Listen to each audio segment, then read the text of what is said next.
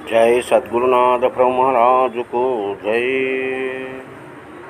श्री शिवराम दीक्षितुల వారికి జై, శ్రీధర స్వాముల వారికి జై, శ్రీ పీల్కాన శంకరాల శిష్యులకు జై.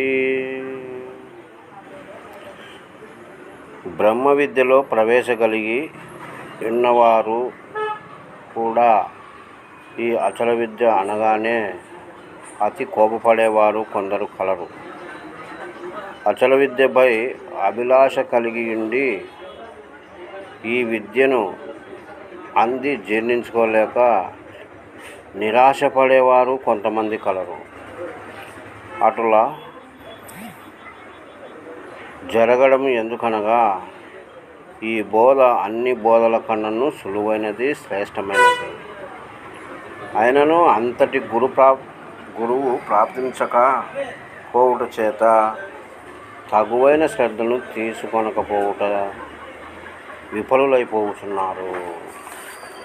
కాబట్టి ఈ అచల సిద్ధాంతాన్ని శివరామ దీక్షితుల వారు ప్రవేశపెట్టి శ్రీధర స్వాముల వారి అనుగ్రహంతో ఈ బోధ ముందుకు సాగుతూ ఉంది. కాబట్టి వీరు ఎప్పటికీ శిరస్మణీయులుగా ఉండిపోతారు ఇలాలో. కాబట్టి శుద్ధ నిర్గుణ తత్వ కందార్థ ధరువులు 209వ కందార్థము బోధ పఠన లక్షణంలో ప్రమిమల చిత్తుడు శిష్యుడు సవినయముగా దేశమునకు శరణాగతుడై త్రివిధ ప్రసాదములు కొని భవనాశా స్థితులు లేని పద్ధతి విని నన్ను తిరిగి రాని పద్ధతి కని నన్ను భువిలో వానికి సాటి బోల్పానెవ్వరు లేరు.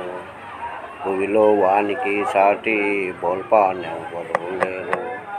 అవిరాల భక్తిని వారి నీతి నుండే వారి రీతి నుండే పద్ధతి విని నన్ను తిరిగి రాని పద్ధతి కని నన్ను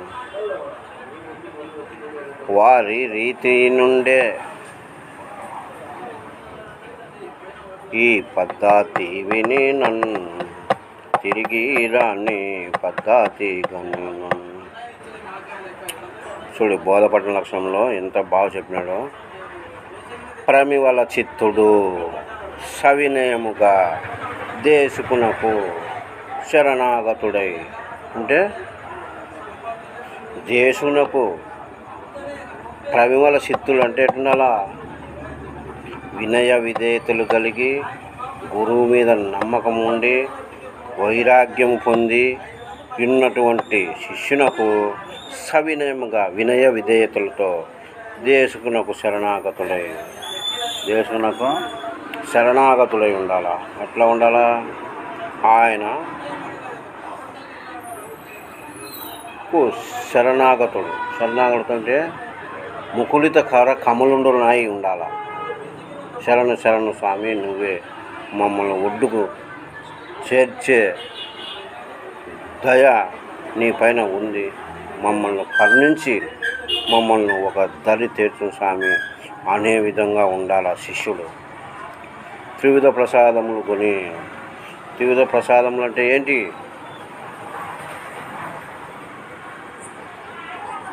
భవనాశాస్థితులేని ఆ ప్రసాదములు తీసుకొని ఏదైతే నీకు గురువు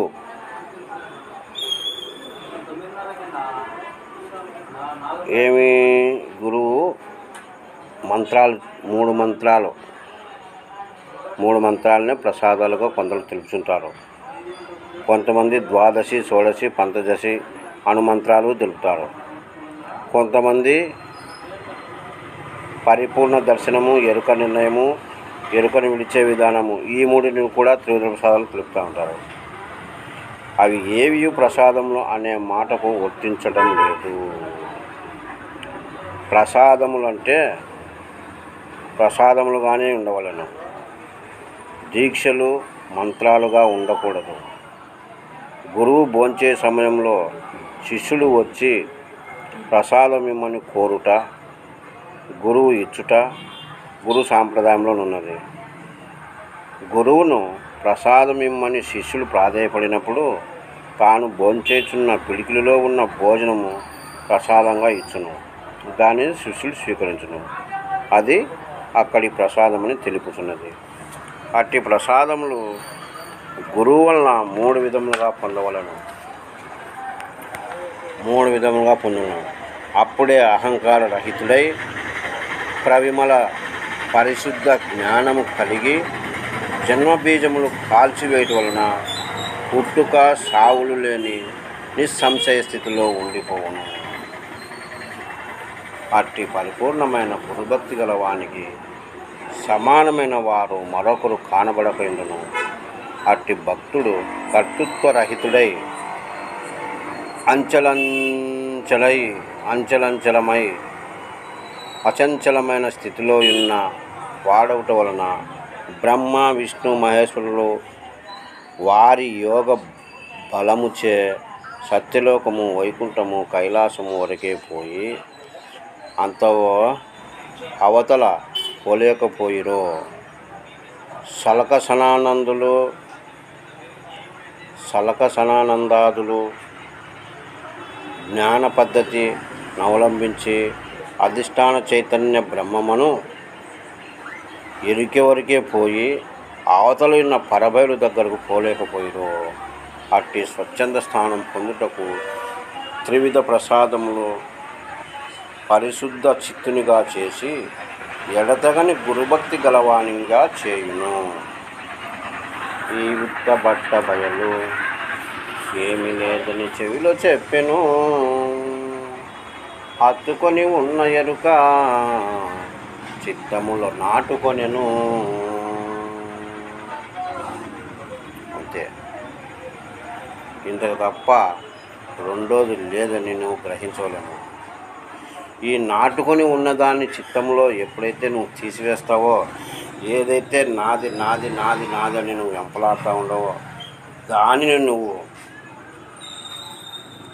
పట్టాపంచలు చేసి నీ యొక్క స్థితిగతులను గురువుకు అర్పించినప్పుడే నీ జన్మ సార్థకమవుతుంది, నీ జన్మ పునీతమవుతుంది అని ఇక్కడ గురుదేవుల వారు మనకు చెప్తూ ఉన్నారు. అదే 210వ కందార్థం కూడా ఒకసారి ఉందాం. ఉపనయనము కానిదే తానుపనయనమని మీద చదువు సూహనుగొనినన్ విపరీతముగు దానను చపలుడు బ్రాహ్మణుడు గాడు చర్చించి చూడు శూద్రుడు వాణ్ణి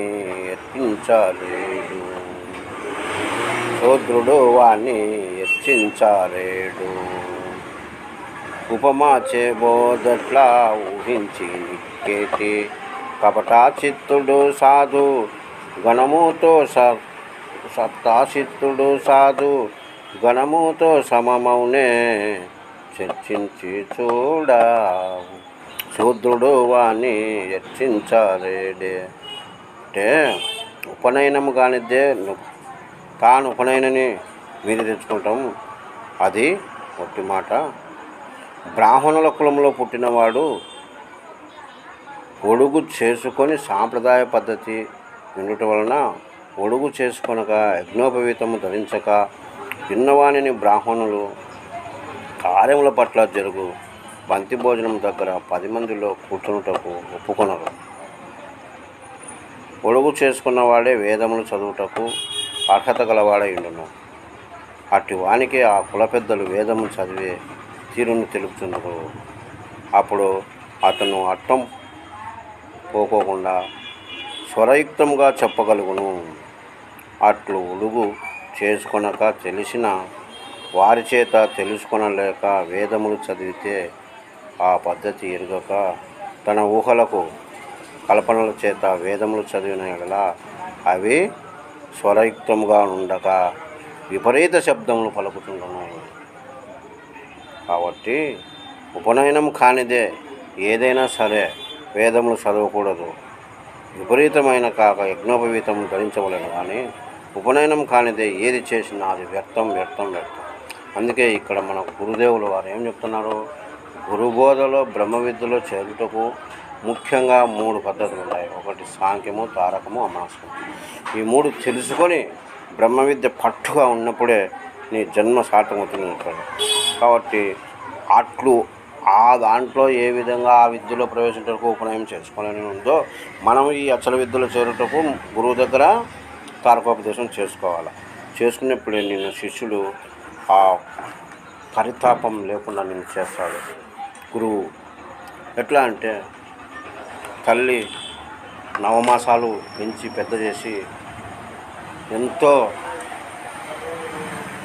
విధాలుగా ఎన్నో విధాలుగా ఆ పిల్లవాడిని పెంచి పెద్ద చేసి గొప్పవాడు కావాలని ఆశతో ఆ పిల్లల్ని పెంచి పెద్ద గొప్ప చేస్తాడు ఆ పిల్లవాడు. అది తండ్రి రుణము తల్లి రుణము ఆడికి తెచ్చుకున్నట్టని ఆ తల్లిదండ్రులు శాంతం ఉంటారు. అట్లనే ఇక్కడ కూడా నువ్వు గురువు దగ్గర తారకోపదేశం చేసుకుంటే అప్పుడు నీ జన్మ కూడా తీర్చిదిద్దవాలని ఆ గురువుకు పరితాపం ఉంటుంది లోపల. అందుకు నువ్వు సవినయముగా నువ్వు గురువు దగ్గర నడుచుకుంటూ ఉంటే, సక్రమంగా ఉంటూ ఆయన చెప్పు మాటలు వింటూ మెదడుకు మస్తక సంయోగం జరుగుతూ ఉంటే అప్పుడు నీ జన్మ పునీతమవుతుందని ఇక్కడ గురుదేవులు చెప్తూ ఉండాలి. దానికోసమే కదా అదంతా ఆరాటం పడతా ఉండేది ప్రతి మానవుడు. నీవు జన్మమరణ బాధ నుండి విముక్తి పొందడానికి నువ్వు గురువును ఆశ్రయించి వచ్చినావు కాబట్టి దాన్ని నీకు భ్రమం లేకుండా చేసే శక్తి ఆ గురుదేవునకు ఉన్నది. అందుకే ఊహాకల్పత వేదములు చదివినలా అవి సర్వయుక్తంగా ఉండక విపరీతముగా శబ్దం పలుకుతున్నావు కాబట్టి ఆ శబ్దాలకు వేరే విధంగా అవి పలుకుతూ ఉంటాయి. కాబట్టి అట్టివాడు శూద్రులేవు కానీ బ్రాహ్మణుడు కాజాలడు. వాణిని లోకంలో గౌరవించరు, పూజించరు. అట్లనే పరిపూర్ణ గురువును ఆశ్రయించి వారి చేత వస్తునిశ్చయంగా పరిపూర్ణ బోధన తెలుసుకొనక ఎరుకను విడిచే పద్ధతిలో గమనించక ఉచితమూలతులై కపట నాటకములు చేయుచు పరిపూర్ణ బోధన నాకు తెలుసుని, ఆ బోధన నేను తెలిసినని పరులను బ్రతిమాలుచు ఉపదేశములు మా వద్ద తీసుకోమని సారెకు ప్రాధేయపడుచు ఒకప్పుడు ఎరుక పరిపూర్ణం కాదని తెలుపుచు మరొకప్పుడు ఎరుకే పరిపూర్ణమని తెలుపుచు స్వాధీనం లేని చపల చిత్తంతో కూడిన ఆ మాటలు తెలుపుచు కపటడుగులు వేయుచుందురు. అట్టివారు పరిపూర్ణ బోధన ఎరిగిన అచలగుల వలె ఉన్నది ఉన్నట్లు తెలిపే స్వానుభావము వారికి లేకపోవటం వలన నిజమెరిగిన పరిపూర్ణ గురువులకు సమానం ఎన్నటికి కాజాలరు. అట్లనే ఎవరైనా సరే నిజం ఎరగాల, నిజం తెలియబడాల. నిజం తెలుసుకోకుండా ఏది మాట్లాడినా సంఘంలో విలువ ఉండదు.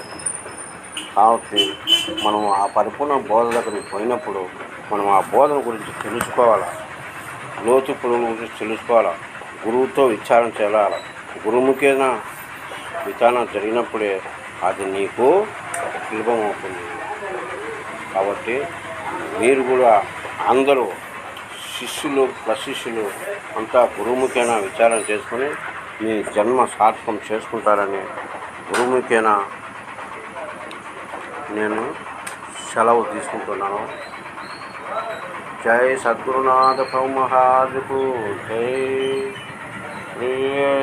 అసలు రమణ స్వామి వారికి జై. ఇట్లో మీ సదాసేవలో అమృతానంద నాగరాజ స్వామి వారు.